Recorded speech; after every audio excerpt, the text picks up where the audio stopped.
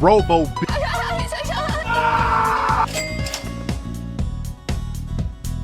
Hey everyone, Thordan Smash here, and today we're going to be talking about, well, the meta in the game. Now, we recently got the milestone collection event thing, and there was some changes that they made to the meta. However, they made some mistakes with it, and we're going to go over that, and also what we can be expecting in Season 22 now that the Havoc recolor release is out, and so much more. We're also going to give out 45 bucks. All you got to do is like, comment, subscribe, you know the drill, but without further ado, let's jump into today's topic. So the meta in Apex Legends is always changing. It's always going through different iterations, and one legend always ends up becoming powerful for a season or two until they inevitably get nerfed. Most recently, it was actually Fuse. As Sweet Dreams points out right here, the Fuse evac exploit has been hotfixed. Play Apex Esports is saved. Unfortunately, however, it didn't get 100% fixed, and Fuse is going to remain in the meta for a little bit. I'll go ahead and explain why and show you guys a game clip right here that involves Fuse along with a Lifeline ult. And the footage comes thanks to Yoro Tsuki, so you guys get to enjoy some cool voice lines from the Japanese voice actors. We'll go ahead and play it right here.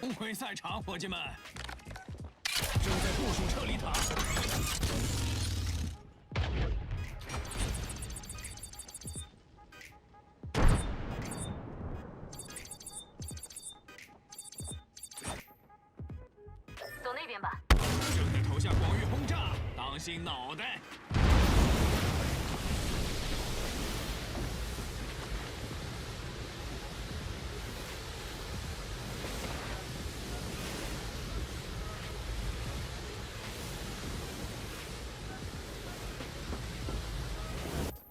广域轰炸来了，找掩护好吗？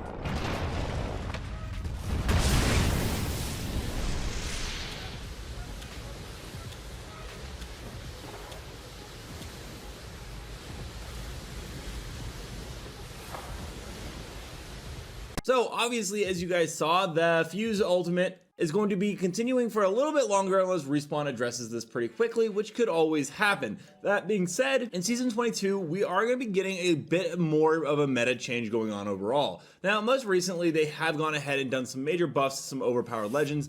Bangalore got a nerf in the mid-season collection event update, along with Bloundhound as well.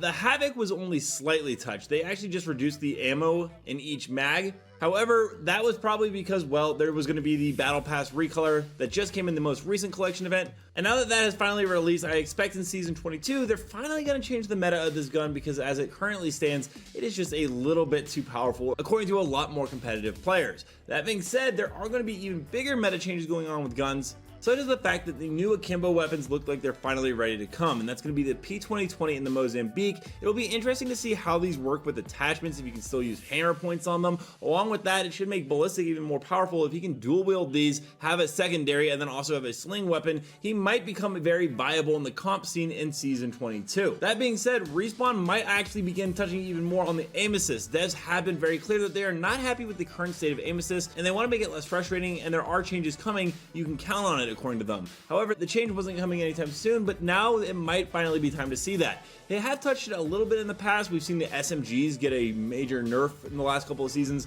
the R99 especially. Not to mention, they went ahead and removed all digi threats in the game, such as the one times, and then the sniper optic's still in the game, but it can't actually like see through smoke or anything, which is weird because they've been trying to make it more and more less of a visual clutter thing. So it'll be interesting to see what they continue to do with that. Not to mention, there are a couple of new game modes coming out. We just recently got quads, and we also got solos as well, and having the meta with the legends balance there is going to be interesting to see how they tackle that, while also having them in a normal trios or duos game mode, if you know we ever get duos back. I feel like we haven't seen that all season long. But along with that, they've already implemented some changes, such as the fact that full kitted weapons are in solos and quads, and I have heard from a couple of sources that they're going to go ahead and actually add this into the Battle Royale feature. We kind of saw this with the Evo shields in the past, where they tested it in limited time modes, and then they came in as a permanent feature in the game. So I will be interested when we get the brand new district map, if they have the fully kitted weapons running around, and how certain legends will impact the gameplay on that map as well, especially as they seem to be bringing in a brand new horizontal launcher, according to Ritz King, where he found new animations for the district horizontal launcher fire and launcher code in the latest update.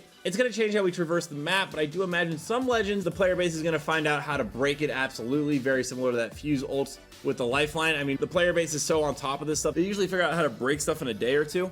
And lastly, when it comes to just overall legend buffs, the legends seem to be in a fairly decent place. Obviously, Fuse needs to see a nerf with how he uses his ultimate. There is Seer sitting at a low percentage pick rate, however, he's very viable in comp. So having them balance between how the public player base and the casual player base plays these legends along with how pros play them is going to be a little bit of a trick. Lifeline's also sitting at the top pick rate. We do know she's getting a Reborn rework coming in the near future, although it doesn't likely seem like it's going to be season 22 according to new leaks. And I'm wondering what they're going to do, because right now her pick rate is so high, so obviously her kit is fairly viable according to the general player base. Not to mention that support characters are supposedly getting an ability where they can just go ahead and throw heals like a grenade and heal their teammates, which will make Lifeline, Conduit, and the other support characters that much more powerful. And there are even rumors that in the upcoming seasons, Ashe is going to be receiving the next Reborn after Lifeline. So now we're going to have 2 Reborn simulacrums. Once again, the Ashe one is still a little bit of a rumor. It does come with some reputable leakers as well, but there is no word on how that kit is exactly going to work or when the ETA on that is, as Artemis is going to be the next legend release and Lifeline Reborn will be coming before her. But overall, the meta in season 22 is going to change pretty dramatically